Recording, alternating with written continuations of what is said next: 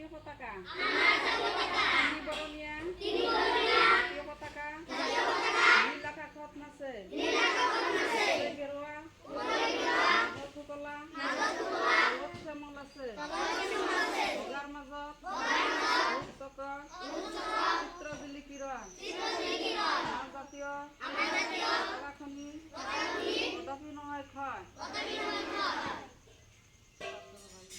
আমাৰ দেশখনৰ নাম ভাৰতবৰ্ষ। ই 1947 চনৰ দিনা আমাৰ দেশখনে স্বাধীনতা লাভ কৰিছিল। মহাত্মা গান্ধীৰ দীৰ্ঘদিন চলা স্বাধীনতা আন্দোলনত আমাৰ সকলো দেশবাসীয়ে অংশগ্ৰহণ কৰিছিল।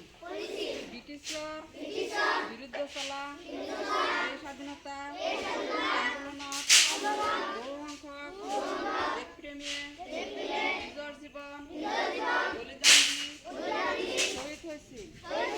পৃথিৱীৰ সৰ্ববৃহৎ গণতান্ত্ৰিক গণৰাজ্য ভাৰতবৰ্ষৰ নাগৰিক হিচাপে আমি সকলোৱে গৌৰৱবোধ কৰোঁ।